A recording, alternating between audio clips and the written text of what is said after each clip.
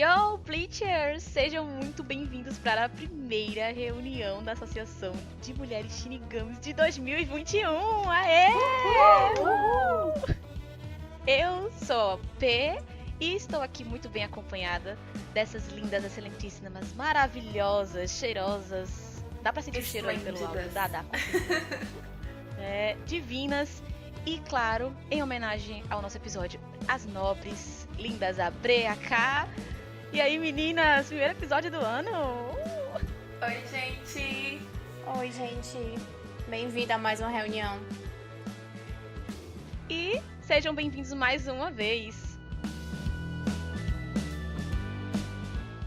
No episódio de hoje, nós vamos falar da relação desses irmãos. Ele, o admirável, grandioso, fantástico, fascinante, magnífico, deslumbrante, majestoso, brilhante, fabuloso, bem-sucedido, 28º líder do clã Kutiki Byakuya. E ela, a extraordinária, maravilhosa, perfeita, magnânima, sublime, destemida, meiga, e como o próprio Byakuya disse, esplêndida, Kutiki Rukia. Faltou gostosa também. E depois de tecer diversos adjetivos para esses dois maravilhosos irmãos maravilhosos, faltam alguns adjetivos aí, mas a gente deixa passar, vocês sabem. Vamos para os avisos iniciais com a Bre. E como sempre, já iniciamos com um aviso de alerta de spoiler, porque nós vamos abordar alguns acontecimentos do arco final de Bleach, então se você ainda não leu, esse episódio vai estar carregado de spoilers. Se você não quiser estragar a sua experiência, não escute, leia o mangá, depois vocês voltam aqui para nos escutar. Para quem nos acompanha pelo YouTube, o aviso de sempre também, não deixem de curtir, de comentar, de se inscrever. Para quem está nos ouvindo pelo Spotify, confere aí se vocês estão seguindo a gente, assim nossos episódios vão sair na sua página inicial. A gente também tem o Drive, onde vocês podem baixar os nossos episódios para ouvir offline. O link está na descrição do episódio. E para quem ainda não nos segue, o nosso Twitter é o @ass_mshinigami. A gente está sempre por lá para avisar quando sai episódio novo, para interagir com vocês, então todos são muito bem-vindos. Tem a página da P também, que é exclusivamente de Bleach, é o @universobleach, e os demais arrobas também estão na descrição dos nossos perfis pessoais, onde a gente está sempre falando de Bleach e de outros animes também, e, enfim, todos são muito bem-vindos. E vamos de Irmãos Kutiki! E o que falar desses dois irmãos, dos irmãos Kutiki? Eu prometo, no fundo do meu coração, que eu vou tentar ser imparcial, que eu vou tentar deixar minha devoção de lado para fazer uma analogia limpa e sensata. Porém, eu não garanto que eu não vai ter momentos de surtos, porque o amor é muito grande por esses dois, tá? Então, eu vou tentar não surtar muito. É isto. Mas o que a gente tem a dizer desses dois? Primeiro a gente vai fazer de forma cronológica um pouco da história deles, desde do momento em que os dois se tornaram família, que é o momento da adoção da Rukia, até o final, pós-guerra e também as novelas. Então, para a gente fazer uma análise de como foi que se desenvolveu esse relacionamento entre eles dois, porque com certeza muitos não gostam muito, não acham que o relacionamento deles é um relacionamento legal, principalmente da forma que a gente foi apresentada ao Byakuya, que a gente já foi apresentado com um capitão bem severo que foi buscar a irmã e sem nenhum assim, sem mostrar nenhuma dó, ele simplesmente não tinha, não fez questão nenhuma, entre aspas, de salvar a irmã do corredor da morte. Então a gente já foi apresentado a eles desse jeito, mas a gente vai tentar fazer uma avaliação disso tudo para ver se aqueles que ainda não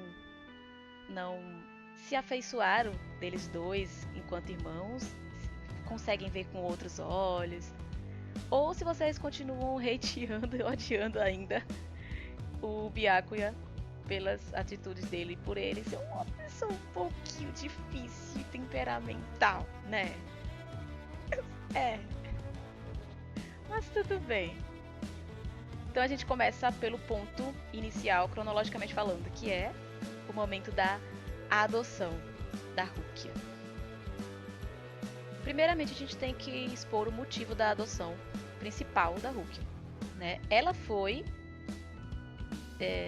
adotada, na verdade, ela soube que foi adotada por se parecer muito com a finada esposa do Byakuya. O que deixou muita gente, tipo, ué, o Byakuya adotou uma irmã porque parecia com a ex-esposa, com a esposa falecida. Ok, depois a gente tem toda a apresentação daquele processo, né? E aí... Mas... Nesse período, tem muita coisa, né? Em relação ao Byakuya ter adotado a Rukia. Mas... ele não encarava a Rukia. Ele passou todo o tempo em que... Desde que adotou, sem cruzar olhares com ela pela mansão. E aí, algum comentário a respeito disso? Eu tô pensando aqui, peraí. Vocês pararam pra pensar? Eu não sabia, eu não lembrava desse detalhe. Eu Fico me lembro. perguntando por quê. Porque assim, Esse é o questionamento que a gente tá aqui discutindo. Se quem teria, tipo, motivo pra não conseguir olhar pra ela seria a Isana. Porque a Isana largou ela.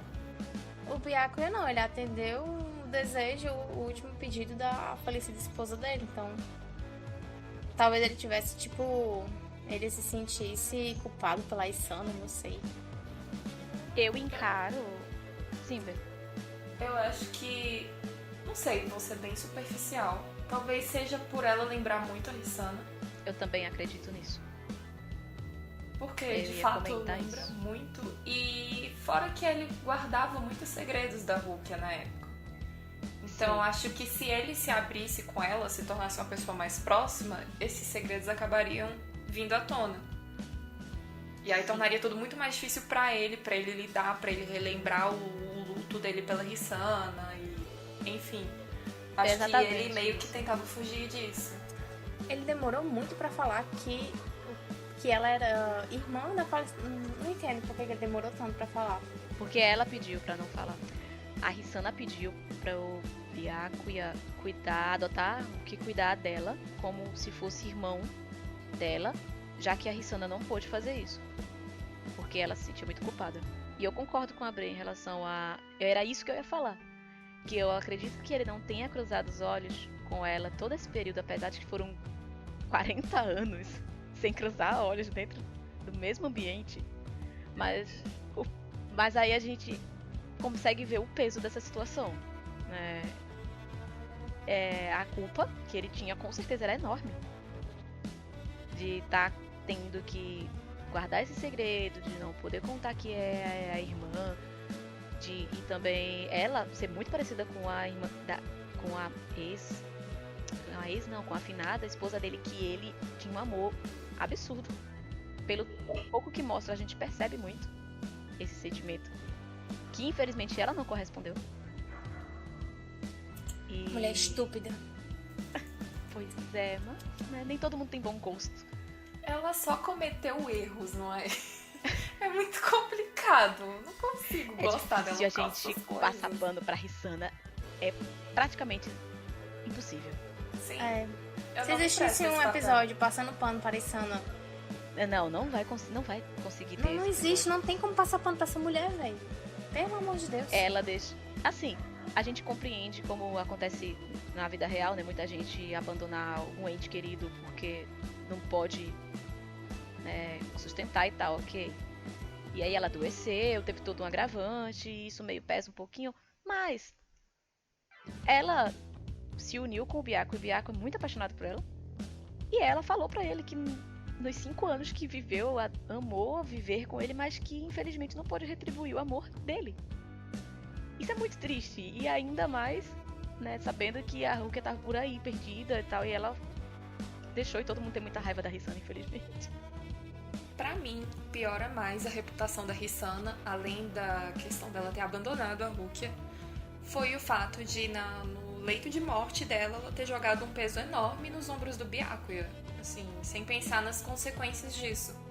Que é a questão dele ter que procurar pela Rukia, que ela passou muito tempo procurando e não encontrou.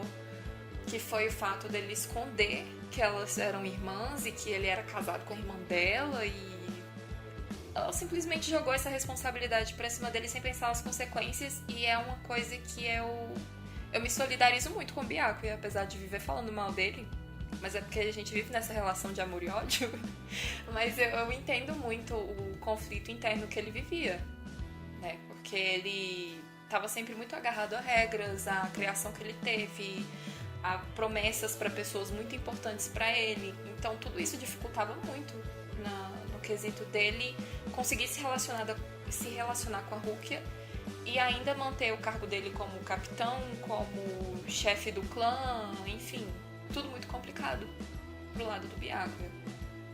Sabe o que pesou mais ainda em tudo isso? É ela dizer que não pôde retribuir o sentimento que ele tinha por ela. Tipo, ela jogou essa responsabilidade, sabendo que ele é uma pessoa muito honrada, e isso foi uma questão de honra pra ele, cumprir com o que ela pediu, além de uma questão de amor.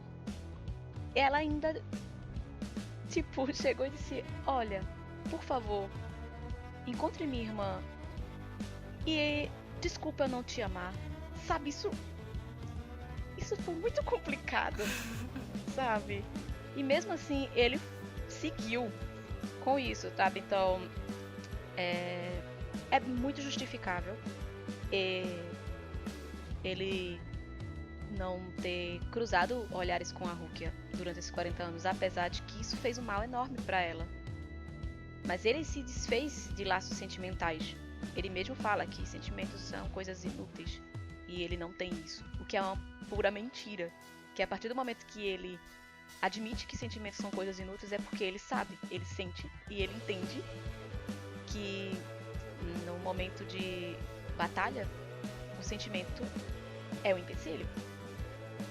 E aí toda aquela questão, né? Aí a gente fica com aquela coisa de: ai, Byakuya, poxa, mas a pobre da Rukia tá lá sofrendo porque tu não dá um oi pra ela só quer, né, retribuir o fato de ela ter sido adotada, ter sido aceita, uma, entre aspas, uma miserável, de Rukongai, ter sido aceitada numa das mais importantes famílias de Sereitei, ela querendo dar todo o valor e ele nem tchum pra ela, nem pra dizer muito bem, parabéns, sabe? Mas tentou. Aí a gente volta a esse processo todo que ele tava passando da parte dele. Então já começa aí, né? E Rukia também tinha relação, eu acho que a mesma relação que a Bre tinha com o Byakuya era a mesma que a Rukia tinha, né? Aquela coisa de amor e ódio, tipo, caramba, quero ser grata, quero ter uma proximidade com meu irmão, mas que ódio, ele nem sequer me valoriza também, sabe? Ela passou praticamente Bleach inteiro buscando por essa aprovação. E é isso que se baseia a construção da relação deles dois como irmãos. E eu acho... Tá bom, já vou começar com a minha babação aqui, é maravilhoso. Foda-se, eu disse que ia ser imparcial, mas não tô conseguindo. Desculpa. Olha, não custava nada ela só pedir pra ele procurar pela irmã dela, sem pensar nesse negócio de omitir o fato que ele era casado com a irmã mais velha dela. Não precisava disso, era só mesmo pra adicionar. Porque ela não queria, né, admitir que ela largou a irmã.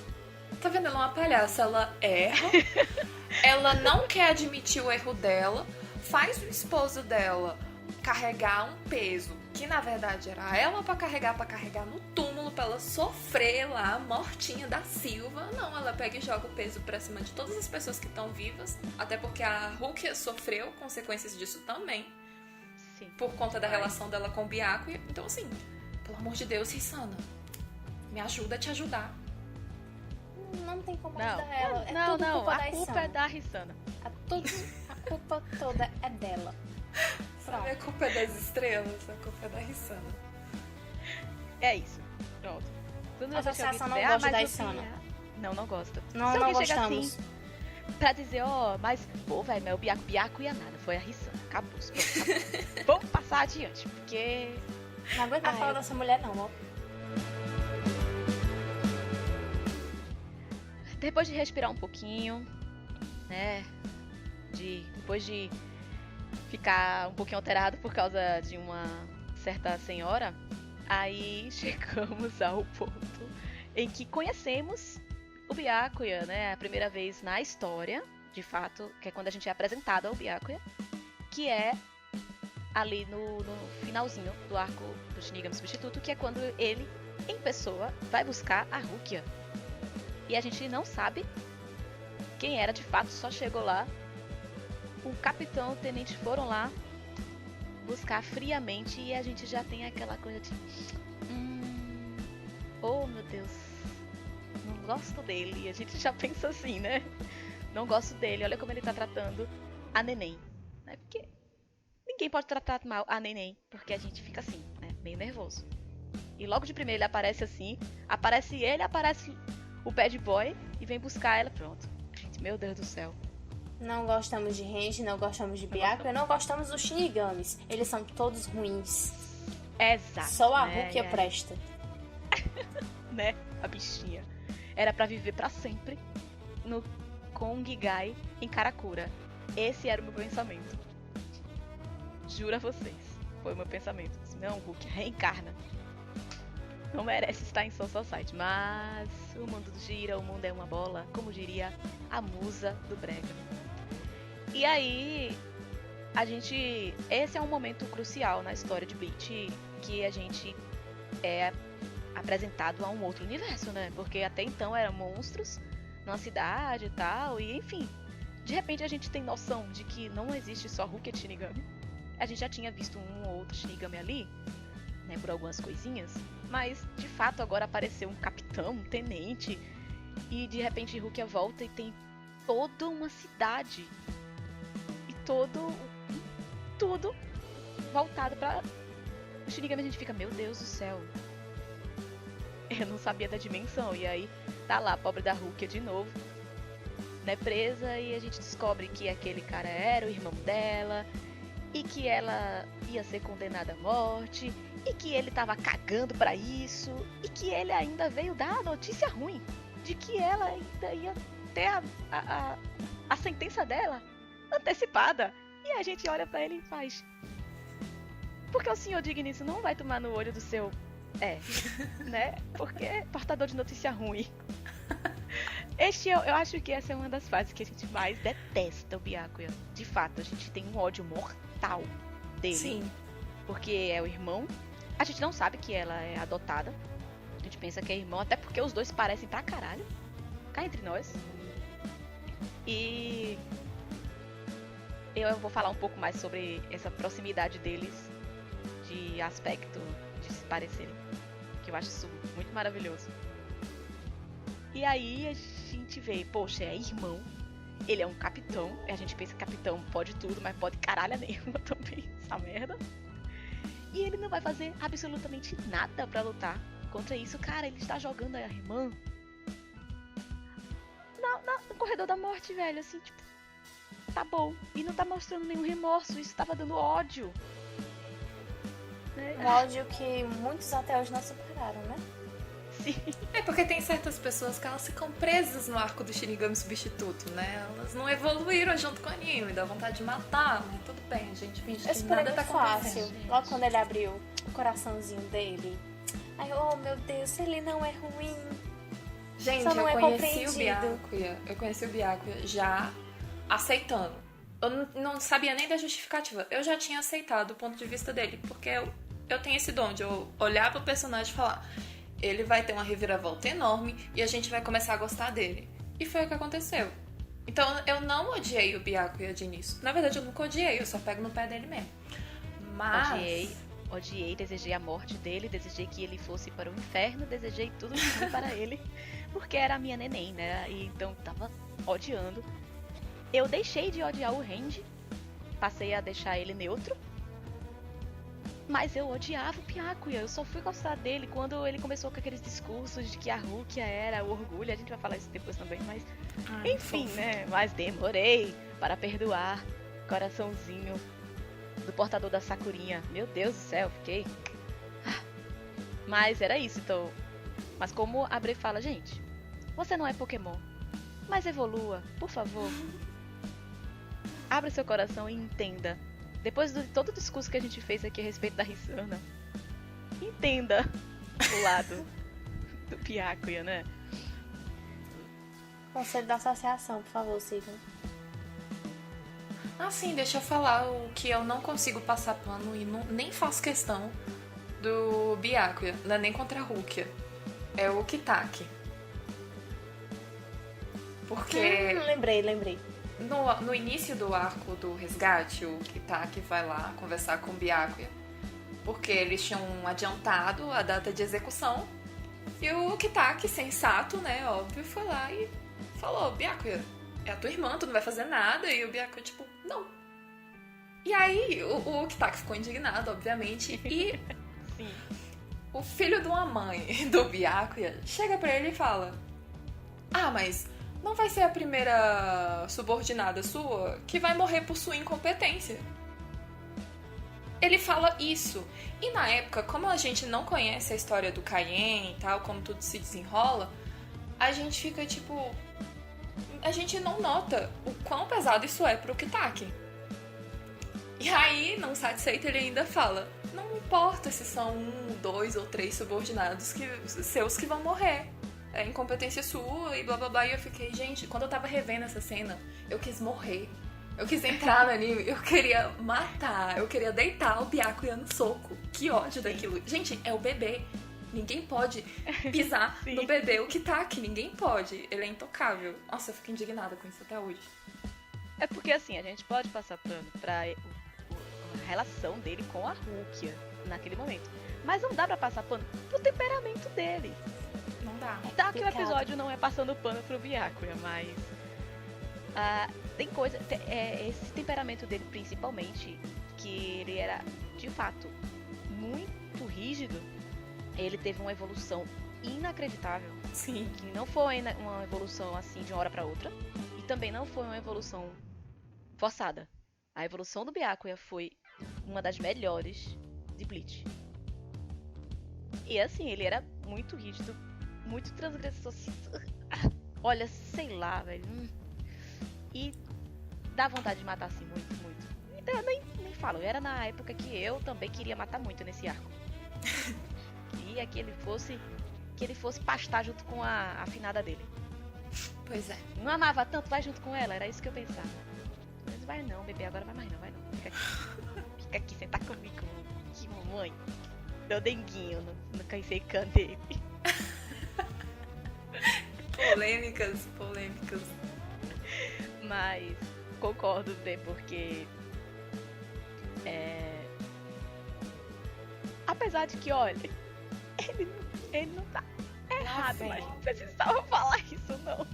Totalmente desnecessário. E era desnecessário, É porque ele não tava errado, mas era desnecessário.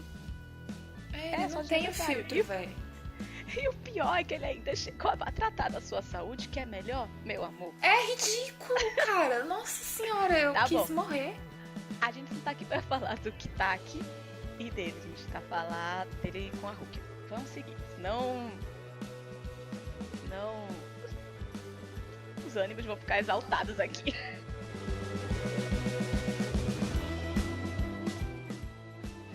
Tá bom, mas vamos agora pra parte boa, né? Quando a gente começa a odiar menos o Byakuya, a tentar dar uma vista grossa, né? Nas ações meio insensatas dele. Nosso lado, né? Mas assim, a gente vai pra luta dele com o Ichigo, que é onde o Ichigo questiona muito ele, porque diabos ele não confronta os outros, né? A Gotei, a Sereitei, o Central, enfim, quem seja, pra proteger e defender a irmã. A gente fica tipo, poxa, Ichigo, finalmente você fez o questionamento que a gente tava trazendo desde o episódio 16 até agora, já tá no episódio 50 e tanto. Você tem noção que a gente passou o tempo todinho pensando, por quê, Byakuya? Por quê? Só porque tu é ruim? Daí a gente tem a primeira parte, que não convence muito, mas a gente começa a entender o lado dele, que é a questão de ele ser o líder de uma família muito importante, que querendo ou não, ser de um clã importante dentro do Sereitei é como se você fosse como eu posso fazer uma comparação com a realidade? É algo como se você fosse um grande político, de relevância ou algo do tipo, não sei. Não, vou fazer uma analogia melhor, eu acho que... Sabe um banco de peso? Um banco financeiro que eu falo, né? Que são instituições que fazem interferências diretas na economia e na política do país. Então, ser do clã das 4 famílias é como se ele fosse desse jeito. Então, você ser líder de uma coisa que pode mexer com toda a ordem política e econômica de uma sociedade é um peso do caralho, velho. E é a família mais honrada. O seu lema é honra. Então, tipo, ele tinha que manter a honra. E a sua irmã, perante todos, era uma criminosa fugitiva. Ela desapareceu 3 meses no mundo humano e ainda deu os poderes dela para um humano. Isso era um crime passível de pena de morte. Na qual, tipo, ele ia fazer o quê? Não, a família, ou não, ela era uma criminosa. Então, tipo... Nossa, velho, é muito delicado. Isso é uma coisa muito delicada. A gente já começa a dizer, peraí. Vamos avaliar aí as condições. Tá, eu ainda te odeio, mas eu tô começando a entender. Pra mim não foi muito difícil entender o conflito do Byakuya, porque eu também sempre fui uma pessoa muito certinha, que seguia as regras à risca e etc. E é muito difícil se desgarrar disso por um motivo pessoal, que é o caso dele, né? Era a irmã dele que tinha quebrado uma regra e estaria sendo punida por conta disso. Como eu mencionei antes, a gente tem que levar em consideração a criação do Byakuya. Ele foi criado para ser líder do clã Kuchiki, que é um dos clãs nobres de Sereitei. Ele foi criado para ser capitão da 6ª divisão. Inclusive, o lema da 6ª divisão é motivo nobre. Então, assim, ele sempre teve esse peso nas costas. Eu tenho que seguir as regras, eu tenho que ter condutas honrosas, eu tenho que ser um exemplo para os outros, porque tem uma fala do Byakuya que, para mim, foi uma das melhores falas desse arco do resgate, que foi o seguinte: se a gente que tá no topo da pirâmide não segue as regras, quem é que vai seguir? Eu acho melhor. Uma das melhores falas. Sim, e é o estalo que dá no arco. Tipo, você começa a entender. Acho que esse é o estopim pra você começar a entender os motivos do Byakuya. E aí vem a questão de ele já ter quebrado regras antes. Que foi no caso do casamento dele com a Hisana, porque ela era de Hokongai e ele era um nobre e não é certo pro clã Kuchiki ocorrer esse casamento, mas ele foi lá e quebrou essa regra. Teve a adoção da Rukia também, trouxe mais um de Hokongai pra família dos Kuchiki. Mais uma quebra de regra. E aí depois ele fez um juramento no túmulo dos pais dele, falando que não ia mais quebrar regra nenhuma, que ele ia seguir tudo à risca. E essa promessa pesou muito pra ele. E aí muita gente não consegue compreender o Byakuya, mas pelo sentido de ter um pensamento parecido com o Ichigo, por exemplo. Que o Ichigo tá foda-se pras regras, tipo, ele quer salvar a amiga dele. Mas a gente tem que lembrar que a criação do Ichigo foi totalmente diferente da do Byakuya. Tipo, o Ichigo foi criado pelo Ishin, que largou a capitania, que largou os poderes shinigamis dele pra viver com a Masaki no mundo humano. E então, não pensou nas consequências, porque exatamente. Ele largando tudo, olha as consequências no clã Shiba. Exato. Tipo, você ficou, oi? Tipo, E outra que o Ichigo lá não ia causar nenhuma consequência, porque ele simplesmente ia resolver as coisas, ia ou levar a Rukia de volta, ou deixar ela lá e voltar, e Sereita ia ficar lá. Então, tipo, assim, é muito difícil você julgar o Byakuya sem se colocar no lugar dele. Sem tentar entender desde o início por que ele agia daquele jeito. É uma questão de você ser empático e se colocar no lugar dele. Porque ele pode ter atitudes que você não cometeria, não tomaria essas atitudes, mas ele tem um psicológico formado totalmente diferente do que muitas pessoas têm. Então, por isso ele é tão difícil de ser compreendido. E o Byakuya, ele tem um desenvolvimento que é muito sutil. É enorme, mas é muito sutil. Não tá escancarado pra gente ver, porque ele é um personagem fechado. Então tem todo esse peso e a gente tem que levar isso em consideração pra entender como que foi o crescimento em quesito personalidade do Byakuya.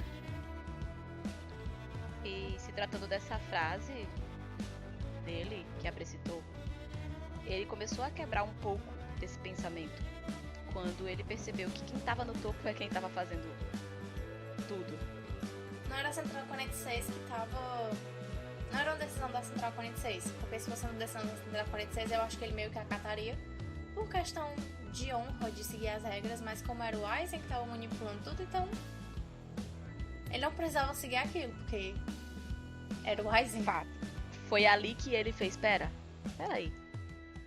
Eu tava aqui me fudendo todinho pra defender esse bosta aí, não acredito nisso não. Eu acho que ele pensou, não, velho, foi na hora em que ele pegou e protegeu a Rukia com o próprio corpo, quando o Gin atacou ela, com a intenção de eles pegarem ela e tal, e, né, na hora da confusão toda. Porque aí eles perguntaram, Byakuya, ele faz, por que você fez isso? Porque ele fez, agora eu não tenho mais nada que me amarre e que impeça de proteger ela. Não tenho mais, porque o que me amarrava era, eu estou desobedecendo ordens diretas dos superiores e ferindo a honra da família Kutik. Mas a partir do momento que isso não foi ordem dos superiores e foi de fato uma virada foi uma cilada de fato, então tipo, foda-se, agora eu tô livre. Ele só faltou bancar a Elsa e cantar Let It Go, velho, porque sinceramente ele se libertou ali de um jeito, meteu o louco, agora não tem mais motivo nenhum, velho, eu vou proteger a minha irmã, que agora foi um dos motivos também que fez com que ele se sentisse mais leve pra contar pra Rukia sobre todo o passado, né? Foi ele ver que toda essa coisa, na verdade, tava sendo tudo manipulação, né? Deve ser muito ruim você descobrir que na verdade você estava sendo usado desse jeito. Bom, então a Byakuya de coração leve desabafou pra irmã, tirou aquele peso que aquela demônia deixou pra ele. Aí tem a pós-recuperação, né? Eles passam um tempinho de uma semana, e Ichigo fica ainda por lá com o pessoal em Sereitei pra se recuperar dos ferimentos e tal. E aí o Byakuya tá hospitalizado, claro, porque ele quase morre. E aí a Rukia, né, faz, meu Deus, agora que teve todas essas revelações, vou tentar me aproximar do meu irmão, tô com novas esperanças e tal. Esses fatos aí, eles são contados na novel Honeydish Rhapsody, e é uma novelzinha muito fofinha, onde a Rukia fica lá tentando fazer pratos pra agradar o irmão, por um jeito de retribuir, dizer que não tenho ressentimentos por você, né, e tal. E aí ela fica lá e a gente pode ver ali que ele tá mais empático, ele tá assim, né, ele viu a luz quase chegar, então ele tá tipo dando uma chance a mais pra vida, né. Toda vez o Byakuya precisa ver a luz pra dar um choque de realidade e mudar um pouquinho, né? Amiga, é porque, né? Difícil, velho. É porque depois ele pensa, não vou morrer de novo não, aí vem de novo, acontecem umas coisas aí, ele, né? Tá, tudo bem, Mas assim, eu acho quem puder ler, dar uma lidinha nessa novel é super fofinha, tem várias coisas. E ela é focada justamente nessa questão da Rukia tentando ali começar um laço, porque ela antes não se sentia à vontade, porque ela via essa barreira que ele fazia, e a gente percebe que não é uma barreira por causa de raiva por ele ser durão só, é uma barreira protetiva, acho que pros dois. É uma barreira que ele se protegia de muitas coisas e meio que ali meio que protegeu a Rukia também, né? Essa barreirinha. Porque era muito complicado. Acho que teria sido bem pior se fosse em outras situações. Mas pra não dar muitos spoilers, né? Ali a gente consegue ver no final das contas ali um Byakuya um pouquinho mais, né, aberto, a ter mais proximidade, deixar com que a Rukia se sinta à vontade pra conseguir chegar nele, como antes ela não conseguia. Então, daí em diante, é só evolução, vamos. Aí é só maravilhas. Aí a gente vai pra onde? Pro arco do Recomundo, que são os mimos deles dois. Ai, meu Deus, é só mimos e mimos. E foi aí que eu me acabei de vez. Que eu disse, homem, te amo.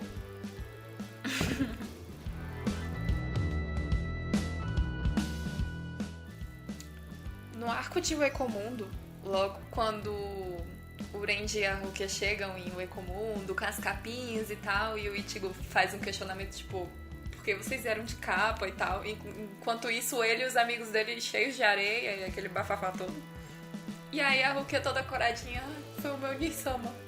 E eu acho isso muito fofo, porque primeiro mostra que o Byakuya, ele se atém muito aos detalhes. E é assim que ele mostra o afeto dele pelas pessoas, com coisas pequenas, mas que, cara, são significativas. E a participação, a chegada da Rukia com o Renji em Uecomundo mostra também que o Byakuya, ele não tá quebrando regras, mas tá burlando. Sim, muito. E eu acho isso fantástico. Tipo, é um salto enorme do arco do resgate pro arco de Uecomundo. E já tá aí na cara o grande desenvolvimento que ele teve. Só que é sutil e muitas vezes as pessoas não percebem. Parte do meu coração, mas eu gosto muito das pequenas partes sobre o desenvolvimento do relacionamento deles como irmãos, e é muito fofo o arco de Uecomundo nesse sentido. Aí puxa pra aquela parte quando ele chega pra lutar contra o Uzumari, que ele encontra a Rukia lá totalmente à beira da morte, né? Sendo que ela derrotou, primeiramente ela derrotou o inimigo dela, o Aronieira. Ela matou, e isso já... Primeiro eu quero dizer uma coisa, que ele foi pra lá, amando, né, da Ordem do Gotei, mas ele poderia ter ido pra qualquer posição. Ele foi diretamente pra a irmã. Então ele poderia ter escolhido qualquer outra posição pra poder tomar e proteger. Inclusive, uma das prioridades que era o Ichigo ali, né? Porque o Ichigo tinha que voltar. Mas ele foi pra irmã. E quando ele chegou, que viu a Rukia, e aí ele disse, você que fez isso com o Uzumari? Ele, não, eu só ia dar sequência final porque quem acabou foi o... Porque foi o Aronieiro que fez isso. E ela matou ele. Aí ele faz... Eu acho que dentro dele faz... ela matou ele. Nada menos, né? Ele esperava. Eu acho que o orgulho dele foi assim, sabe? Dentro dele tinha um Byakuyazinho assim, fazendo... Uau! Toma, otário, sabe? E tipo... Ele fez... Ok, beleza, né? Nada menos esperado do que minha irmã Kuchiki também. E aí... Ele luta o tempo todo com o Uzumari, não? E ele mesmo fala, eu não tô lutando com você porque eu sou um Shinigami. Eu tô lutando com você porque você apontou a espada pro meu orgulho. Então, tipo assim, retoma aquela coisa do começo, em que a Rukia é o orgulho dele por muitos motivos. Primeiro, ela se prova o tempo todo que merece o lugar como Kuchiki. E ele tá sempre dando valor a isso. É um ponto em que ele pesa pra ela ser o orgulho dele. E ela ter sido a irmã da finada esposa dele, que foi uma questão de honra ele ter encontrado ela. O que torna ela também parte do orgulho dele. Ela tem. A Rukia é o orgulho do Byakuya por causa de muitos fatores. Então, tipo, ele não luta. Não foi ali. Aquela luta com o Uzumaki foi maravilhosa. Foi ali que me quebrou totalmente. Eu fiz, meu Deus do céu. Eu amo este homem. Tipo, então. Não foi a questão de, eu vou defender porque é minha irmãzinha querida. Não, ele realmente colocou ela em uma posição que pra ele era muito mais do que irmã, né? Era uma pessoa significativa na vida dele, inexpressável. Só tô inventando palavras? Dane-se. Merece, o momento merece que eu invente palavras porque tá faltando os adjetivos. Para isso, tá faltando os advérbios, tá faltando todas as palavras para dizer o quão importante a Rukia estava sendo para o Byakuya no momento ali que dá aquela luta contra o Arrancar.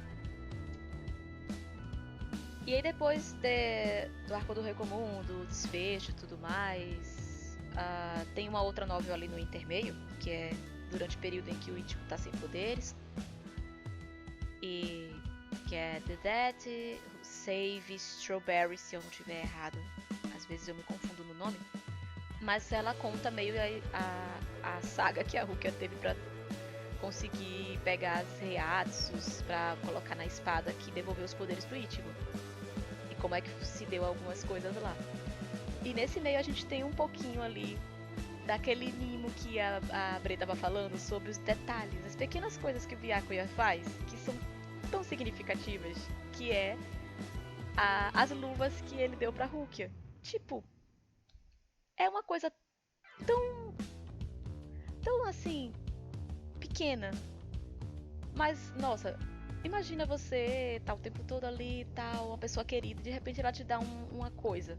Qualquer coisa. Quer dizer que você foi lembrado, você foi reconhecido, você foi considerado nos pensamentos daquela pessoa. Então a Rukia ter ganhado aquelas luvas, com certeza. E ela fala toda envergonhada, né? Quando quem pergunta é a Orihime, pergunta pra ela, quem te deu essas luvas, são lindas e tal. E ela, como sempre, toda vez que o Byakuya dá alguma coisa pra Rukia, ela fica morta de vergonha, né? O meu irmão e tal. E assim, eu acho maravilhoso, porque essas luvas não são luvas. Com certeza eu consigo comprar 2 casas com aquelas luvas. Porque normalmente quem usa é gente de alta patente, né? E na minha cabeça, ela com certeza ganhou aquilo porque ela tinha se tornado tenente. Com certeza, na minha cabeça, eu fanfico isso. Porque faz muito sentido, ela só teve aquelas luvas depois que apareceu ela já como tenente. Né? E aí ela usa o tempo todo, sabe? Ela usar é aquela coisa tipo, eu considero muito a consideração do meu irmão. É meio redundante, mas é bem isso. Ai meu Deus, aí começam essas coisas desses dois, esse amorzinho. Ai, que vontade de colocar os dois no potinho, assim. Tem uma coisa que a gente tem que mencionar, que eu só lembrei agora, que é o fato de o Byakuya meio que ter atrasado a nomeação dela como tenente. Nossa, velho. Sim, isso é muito válido. Isso é muito válido. Ela fala isso. Quem fala é o Gikongan dela, né? Que tá lá no Gigai. Quando ela retorna pra Karakura. Pela primeira vez, depois de ela ter recuperado os poderes. Depois da confusão toda com Aizen. E aí ela aparece, a primeira vez que a gente vê a Shikai e tal. E o Ichigo todo preocupado, Rukia, não sei o que, eu te protejo, como sempre, né? Ninguém é mais poderoso que eu, deixa eu lutar, cacete, que ódio. E aí a Rukia vai e mostra um poderzão. E aí a Gigai lá, né? A Gigai não, perdão, a Soul Candy, né? A Pion. Eu vou chamar ela de Pion, porque ela só fala Pion. E ela chega e fala, não, a Rukia-sama tem patente pra ser oficial, mas tem uma certa pessoa que não deixa e tal, não sei o que, né? E a gente via aquela relutância, né? Por que será? ele a vê como uma bebê, assim como todos nós, né? Ele sabe que ela tem capacidade e poder suficiente pra sustentar o cargo de tenente, só que ele não quer que ela se envolva tão diretamente como um tenente, como é esperado de um tenente. Ele quer protegê-la. Só que ele meio que faz isso de uma forma errada. Mas esse headcanon da P sobre ela ter ganho as luvas como uma forma de parabenizar pelo cargo, na minha cabeça também faz muito sentido. E se for assim, é uma forma do Byakuya também se redimir, né? Por ter interferido tanto na nomeação dela. Sim. Eu acredito também, fazendo uma outra análise, em que ele tinha aquela coisa, eu acredito que a Rukia seja capaz, mas eu ainda não acho que ela tenha força suficiente pra estar na linha de frente, porque um tenente vai estar na linha de frente. Um oficial, da 10ª posição pra cima, tá na linha de frente. Então, você vê, né, o Ikako, e o Mítica, eles estão sempre na linha de frente. Então, eles são 5º oficial, 3º oficial. E ela teria que ficar, apesar de que ela tá sempre na linha de frente, né? Mesmo não sendo oficial em patente nenhuma, mas eu acho que ele ficava aquela coisa, eu não quero que ela fique na linha de frente, porque talvez ela ainda não tenha essa força, ele ainda não confiava nessa força, que é uma coisa que a gente vai passar agora no arco da Guerra dos 1000 anos, né? Uhum. Que na verdade acho que é mais um desenvolvimento da Rukia do que do Byakuya. Porque eu tenho pra mim que desde o Ecomundo o Byakuya meio que se esforçou pra reconhecer a Rukia, né? Ele não só se esforçou pra reconhecer, mas deu espaço pra ela crescer. E na Guerra Sangrenta dos 1000 anos, a gente percebe que a Rukia se tornou um pouco mais independente e ganhou um pouco mais de autoconfiança. Porque por mais que o Byakuya tenha reconhecido que ela é digna do nome dos Kuchiki, que ela é digna de ser tenente da 13ª Divisão, a Rukia não tinha essa visão de si mesma. Ela sempre teve essa insegurança de tipo, eu tenho que ser sempre melhor, eu tenho que fazer jus ao meu sobrenome, eu tenho que fazer jus a tudo que o clã Kuchiki me exige. E só no arco da guerra final, né, que ela finalmente se desagarra desse sentimento de inferioridade. E aí sim ela conhece o real poder dela, né? E nós também conhecemos o real poder dela. Que eu acho que foi o mais significativo no desenvolvimento dela no arco final. Isso era uma questão de...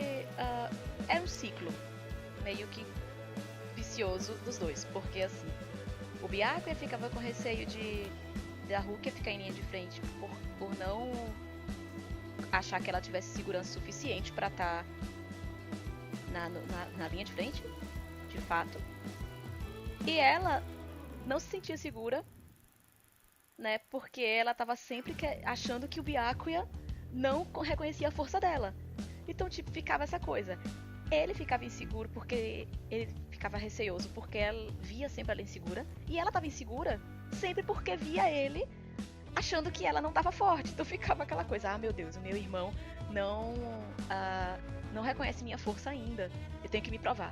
E a Rukia não tem segurança pra estar na linha de frente. Ela pode ter força, mas ela não tá. E fica aqueles dois, um impedindo o outro de aquele conflito.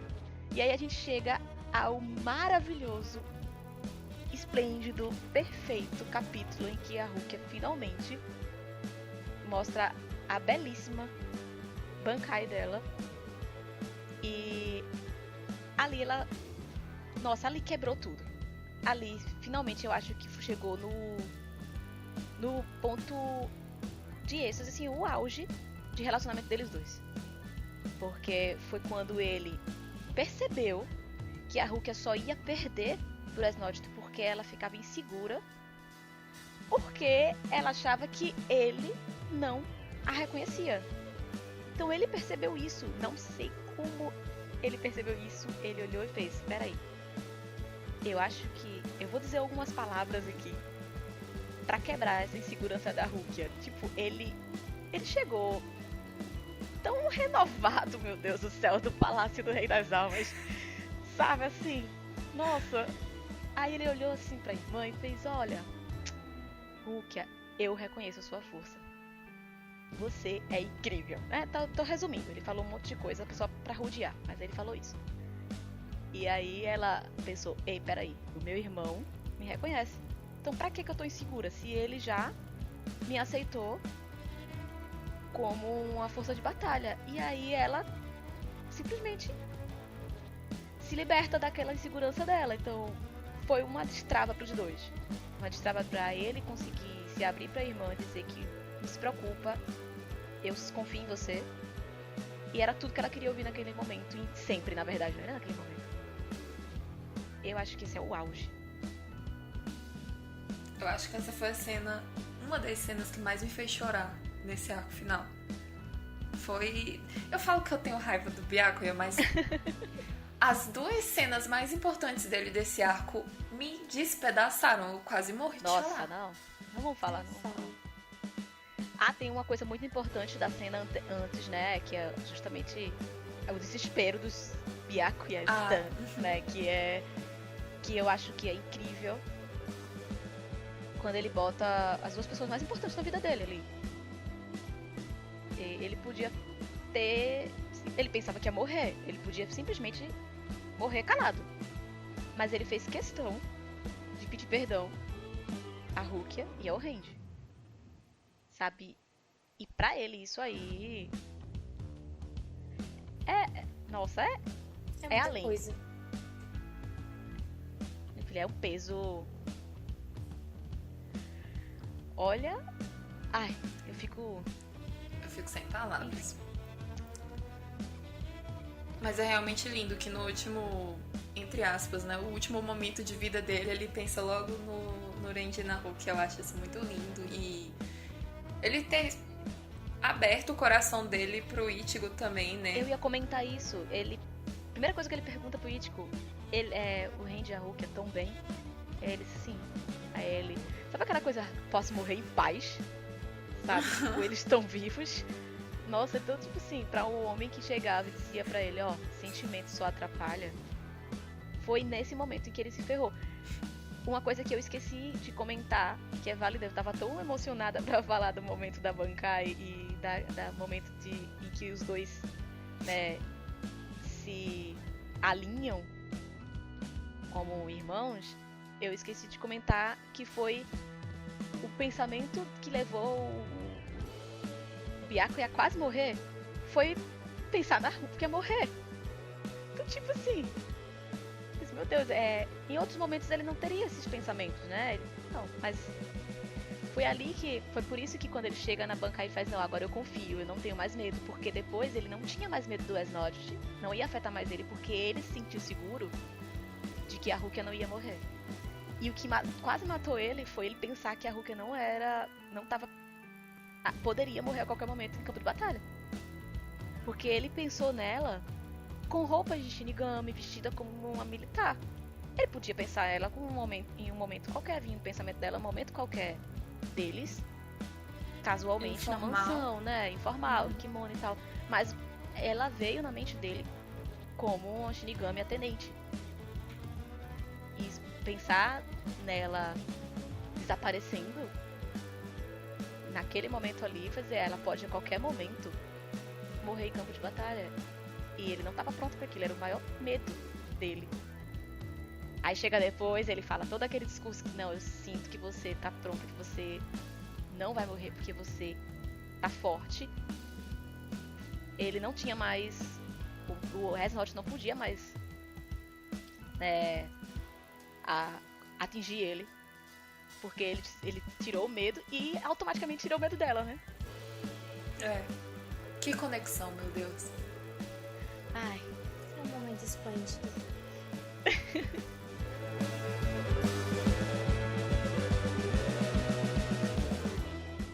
Então, daí terminou a guerra, todo mundo em paz. 10 anos depois, a gente vê ali Sereitei teoricamente tranquila, tudo reconstruído. Aí tem uma turbulência, todo mundo sentiu meio que a energia ali do capirotinho. Bora atrás. Aí, o que acontece? A energia foi sentida na área da 13ª Divisão, que é a jurisdição da Rukia, a capitã recém-nomeada, e seria dela do mesmo jeito que ela era a capitã interina. Porém, o irmãozinho faz... Deixa que eu tomo conta, a gente dá cargo, deixa os bichinhos ter folga. Ela saiu de folga, que a Soifong veio já pra cutucar, né? Soifong, a capitã, depois da reunião, já saiu de folga pro mundo humano. Aí a Byakuya é muito classudo, né? Não, deixa eles, merecem um tempinho de folga. Trabalharam demais, a gente dá conta. E assim, eu devo dizer que realmente essa falinha dele mostra muito dele, velho. Tipo, o Byakuya dizendo, não, deixa a gente tomar conta, eles merecem uma folga. Tipo... Oi? O Byakuya dizendo que, não, eu cobro aqui e tal. Ele tá muito maleável, velho. Esses 10 anos fizeram muito bem pra ele. Em todos os aspectos, minha filha, até de beleza. Mas antes desse time skip todo, no meio ali, a gente tem o casamento do Randy da Rukia, né? E aí... eu queria só pontuar uma coisinha que eu meio que não gostei tanto do Byakuya da novel, porque eu achei que ele meio que regrediu um pouco nessa coisa dele estar mais maleável. Ele ficou um pouco mais rígido de novo, mas talvez seja a minha interpretação por conta das traduções, né? Se eu tiver uma tradução um pouco mais adequada ao meu idioma, eu possa ter outro olhar. Mas, tirando esse ponto, eu acho que é muito legal a forma com que o Byakuya tomou conta de tudo no casamento do Randy da Rukia. Tipo, primeiro, ele se apossou da cerimônia, ele se apossou dos noivos, se apossou de tudo, ele deixou ninguém fazer nada, inclusive não avisou a ninguém que ia casar ninguém. Simplesmente ele foi lá e marcou tudo e ainda jogou na cara deles que vocês não iam saber fazer mesmo. Assim. Tá, mas tirando isso aquilo que ele fez ali pelos dois. É como, acho que quem comentou foi o Shunsui. Assim, deixa que ele tá tendo um cuidado com você de um pai pra uma filha. Então só aceita. Porque eles dois estavam meio relutantes de aceitar, eles queriam coisa muito simples, mas o Byakuya não, botou a desculpa lá de que não, ela é uma Kuchiki, não pode casar assim de qualquer coisa tipo Las Vegas e assinar papel, não, tem que ter uma coisa decente. Na verdade ele queria dizer, não, a Rukia tem que ter uma coisa no nível de que ela merece. Era isso, ele inventou uma desculpa lá pra cima pra dizer que não, mas era isso que ele queria que a bebezinha dele tivesse uma festa linda e perfeita, com um tenente que ele baba também, ele baba muito, Randy, baba pra caralho, ele só não admite, e ali ele queria que os dois nenéns dele tivessem uma coisa digna. É isso, eu amo esses dois. Eu amo os três. Errado o Byakuya não tava quando ele falou que os dois não tinham o menor jeito pra tomar a frente nessas coisas. Errado não tava, ele conhece o gado dele. Nem um pouco, minha gente. Os dois nenéns de Rukongai, sabe nada da vida. Vem entender de processo jurídico. Meu Deus do céu. Um monte de procedimento, um monte de papelada. Jogar de um lado pro outro. Eu morro de dó, os bichinhos. E eu acho maravilhoso no momento que eles vão casar, que o Byakuya entrega a Rukia pro Randy e é de me acabar. Eu fico tipo... não, velho. Eu faço... Eu não consigo falar que ódio, velho. Eu fico muito exaltada. Eu penso assim, na cena, sabe? Eu chorei horrores. Porque a Rukia ficou lá, tipo... chorando de um lado, eu chorando do outro. Essa novela é linda.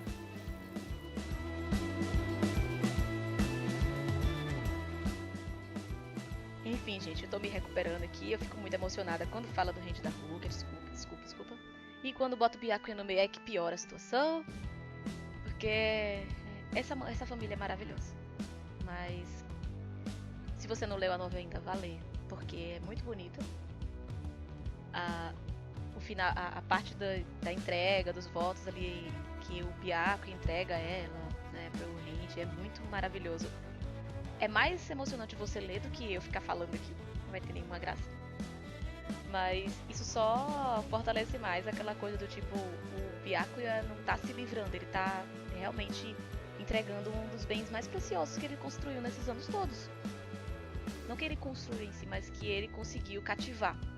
É a palavra mais adequada. Então, pra ele, deve ter sido, tipo, pesaroso. Mas, ao mesmo tempo, ele pensou, não, eu tô entregando pra uma pessoa que eu tenho plena certeza que vai dar tudo pra ela e muito mais. Né? Que é isso que ele diz assim, ele diz pra o Randy algo como se fosse pra ele fazer uma promessa de que vai cumprir e vai fazer com que ela nunca seja infeliz na vida, sabe? É incrível. Ai, menino. Eu tenho certeza que ele dá muito tempo pra Ichika, velho. É o tio mais babão do mundo, eu sei que é. Todo mundo sabe que é.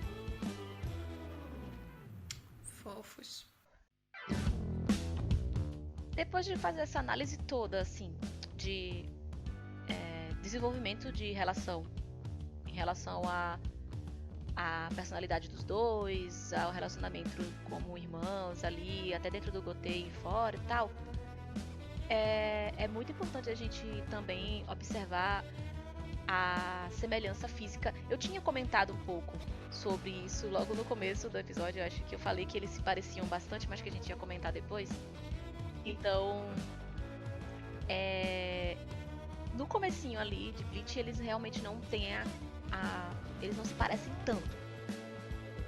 Mas conforme o traço vai se modificando, até mesmo não só o traço do Kubo, né, que evoluiu brilhantemente, mas em relação ao design mesmo do personagem, que eu digo vestimenta, postura e tudo mais, eles começaram a ter semblantes, fisionomias muito parecidos.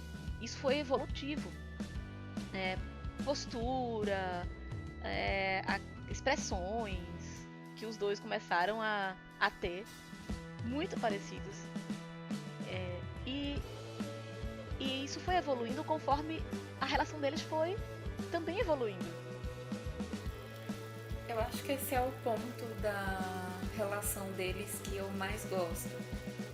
Porque isso mostra o quanto o Kubo foi cuidadoso com a relação do Byakuya com a Rukia. E com relação ao desenvolvimento da Rukia. Dela ter se tornado uma pessoa mais autoconfiante e o olhar dela mudou muito no arco final. Que é o olhar de segurança que o Byakuya passa desde sempre. Aquele olharzinho de peixe morto. Mas é porque aquela situação em que eles estão vivenciando, eles pensam, tá, isso não é algo que eu não conseguiria lidar. Então, é um pequeno detalhe que o Kubo colocou que só enriqueceu mais o desenvolvimento deles dois. Eu achei isso lindo.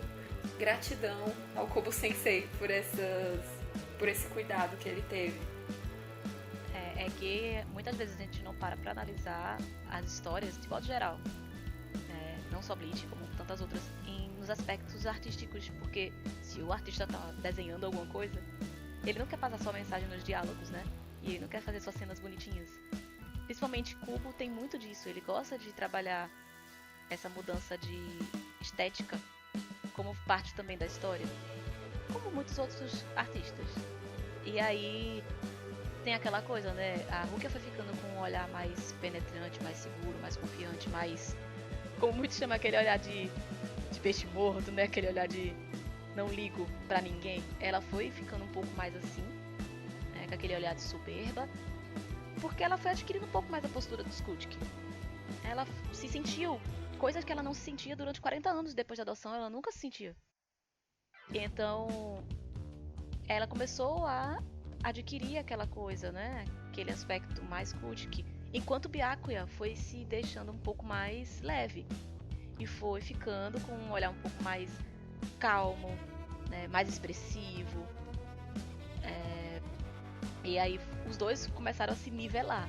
Ele foi ficando um pouco mais leve, ela foi ficando um pouco mais rígida, e até chegou num ponto em que os dois estavam mais ou menos no mesmo nível ali de personalidade. Tem um episódio da praia, se eu não me engano, eu não sou muito fã desse episódio não, mas acho que é a Isane que comenta, que faz assim, ué, como é que esses dois não são irmãos de sangue? Eu não lembro se foi ela quem falou, mas eu acho que foi nesse episódio, porque os dois são bem babaquinhas na praia lá, um falando com o outro. Eu acho que é brilhante. E realmente, também é uma das coisas legais de você, que é um fillerzinho ali de boas, apesar de que tem o capítulo do mangá com essas historinhas, mas que faz a gente perceber eles realmente estão bem parecidos, né? Porque ao mesmo tempo que a Rukia começa a se ver no Byakuya, ele também faz o mesmo. A gente não percebe, mas ele começa a se abrir um pouco mais pro jeito dela, em que ela fica se espelhando nele. E tem essa troca, né, de desenvolvimento. Os dois são maravilhosos, sabe? E eu amo os Kuchiki. É isso. Ai. E... peraí. Sem esquecer o aniversário deles dois. Esse mês, de janeiro.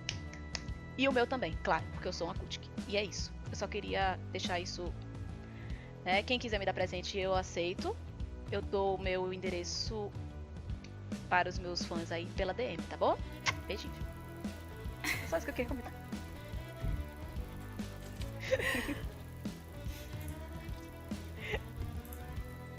Eu fico até sem palavras, sabe? Diante da personalidade dos Kuchiki. E é isso, gente. Só pedir pra P que ela manda o endereço dela aí na DM. Presenteiem, por favor. Ela merece. Claro. E a gente encerra nosso episódio aqui. Muito obrigada por assistir. Até semana que vem. E vamos para os avisos com a Bri. E como sempre, eu não poderia encerrar o episódio sem pedir o nosso like, os nossos comentários. Inscrevam-se no canal do YouTube, ativem as notificações. Sigam lá no nosso Twitter também, que a gente às vezes solta um spoilerzinho dos próximos episódios, avisa quando sair episódio novo.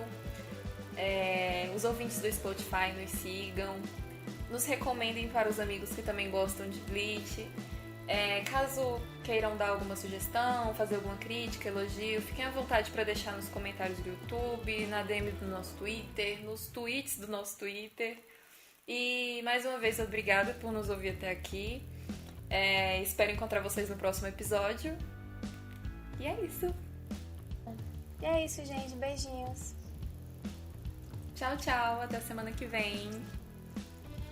E como eu sempre digo, não é um adeus, sempre um tchau, né?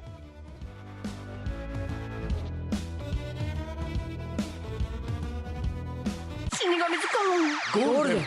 Isso é um Tu vai conflito muito grande. Aí ele fez assim, tipo, pera, deixa eu pensar aqui. Aí ele Deixa eu ficou pensar meio... com meus Keseikans. Ué? Ai. Os famigerados Kensekan. Não. Vamos pensar sem que Seikan? Fica muito mais... Porque na verdade o dele é um kimono, né? Que ele usa como um Haori. Por cima do Haori. Uhum. Mano, como é que ele não sente calor? Que inferno, eu só fico pensando. Eu fico pensando nisso. Porque ele já é todo fico pensando cabeludo, nisso. velho. Exato, ele deve ser muito quente. Aí aquele monte de E a gente tá roupa. discutindo aqui temperatura de desenho. Tudo bem. Eu me peguei agora, Penélope, um desenho, não vai sentir calor nunca. Mas é porque eles são tão Não, vivos, mas faz né? sentido o seu Eles questionamento. são tão vivos, Eu vivo né, pra pensando gente. nisso. Que ódio. Enfim, foi que a gente parou, meu velho. Lógico que eles são. Eu sou casada com Chonsui, gente. Ah, Pelo amor de Deus, não me digam o contrário. não merece estar em Soul Society, mas o mundo gira, o mundo é uma bola, como diria a musa do Brega.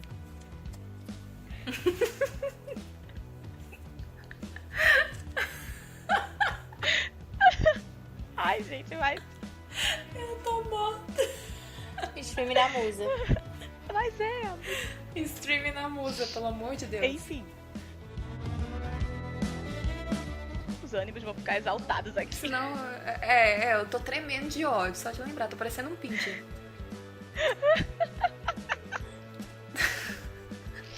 Para de rir, Penélope, eu estou indignada. A analogia foi ótima. Eu juro pra vocês que eu tô tremendo de ódio, eu acho que é a cafeína, sabe? Agora eu preciso de um suco de maracujá. Não mexe com bebê. Só aquilo ali foi isso aí. Eu fiquei pensando, caraca, como é que vai derrotar esse peste, velho? Sacada de mestre. Eu acho graça do flashback do Aizen chegando lá. E, tipo, cadê o palácio? Não tem palácio nenhum, é só o negócio. Né? O Aizen foda-se, eu sou o rei agora, eu vou construir o palácio. Gente, isso é muito incrível. Meu Deus do céu. Eu tinha que falar do Aizen, né, hoje. O senso do Parangan é muito melhor. O que ele faz? Eu sou o rei do fucking Recomundo, meu amor. O Recomundo é o meu palácio. Pra que eu vou querer um palácio? Tipo, eu achei isso muito legal. Mas o Aizen com aquela coisa de, eu tenho que fazer um teto pra mim.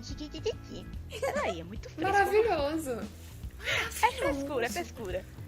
Ai, que eu Deixa tenho, não a rainha aguento ter a seu noite. castelo. Eu não aguento.